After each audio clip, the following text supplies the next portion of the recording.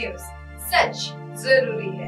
नमस्कार दर्शकों, ये MNS न्यूज नेटवर्क और आप देख रहे हैं MNS न्यूज टीवी। मैं हूं आपके साथ श्रद्धा तिवारी। तो आइए देखते हैं आज की कुछ खास खबरें। एक नजर डालते हैं आज की हेडलाइंस की ओर।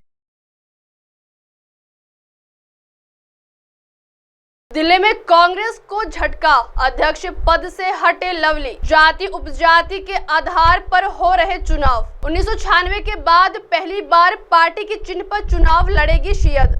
आइए देखते हैं खबरें विस्तार से। दिल्ली में कांग्रेस को झटका, अध्यक्ष पद से हटे लवली। लोकसभा चुनाव के दौरान कांग्रेस को झटका देते हुए वरिष्ठ नेता अरविंदर सिंह लवली ने पार्टी की दिल्ली इकाई के अध्यक्ष पद से इस्तीफा दे दिया और इसकी वजह इन्होंने आम आदमी पार्टी से गठबंधन को बताया। उन्होंने कहा कि कांग्रेस की दिल्ली इकाई गठबंधन के खिलाफ थी, लेकिन पार्टी आलाकमान ने गठबंधन को स्वीकृति दे दी। कांग्रेस अध्यक्ष मल्लिकार्जुन खड़गे को भेजे इस्तीफे में लवली ने कहा कि दिल्ली इकाई के वरिष्ठ नेताओं द्वारा सर्वसम्मति से लिए गए सभी फैसलों पर कांग्रेस के प्रदेश प्रभारी दीपक बबरिया ने एक तरफा वोट कर दिया।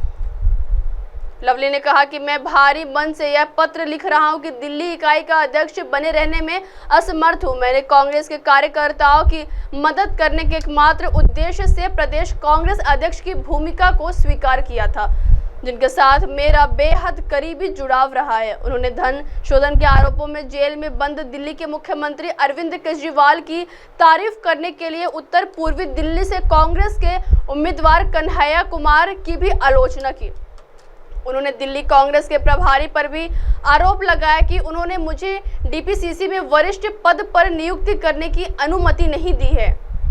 परिणाम स्वरूप दिल्ली में 150 से अधिक मंडलों में कोई अध्यक्ष नहीं है। आइए बढ़ते अगली खबर की ओर।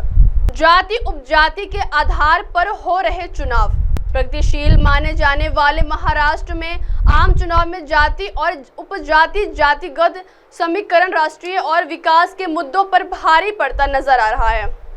पहले 2 चरणों के मतदान के दौरान जाति समीकरण की ताकत महसूस की गई। महायुति और महाविकास अघाड़ी के बड़े नेता विशाल सभाएं कर राष्ट्रीय समस्याओं और विकास के मुद्दों पर वोट मांग रहे, लेकिन जमीन पर जाति हावी है। हालात ये है कि जिन निर्वाचन क्षेत्रों में 2 या 3 प्रमुख उम्मीदवार एक ही जाति से है, वहां से संबंधित उम्मीदवार की उपजाति का जिक्र किया जा रहा है। इसका उदाहरण भंडारा गोंदिया में दिखा। नांदेड़ में चुनाव 2 समीकरणों उपजाति और रक्त संबंधियों के आसपास घूम रहा है। पिछले कुछ वर्षों से वर्धा सीट पर चुनाव तेली के खिलाफ कुनबी समाज का ही था। इस बार भी रामदास तड़स और अमर काले के बीच के मुकाबले के रूप में बहुजन समाज की 2 बड़ी जातियां आमने सामने हैं। आइए बढ़ते अगली खबर की ओर। 1996 के बाद पहली बार पार्टी के चिन्ह पर चुनाव लड़ेगी शियद।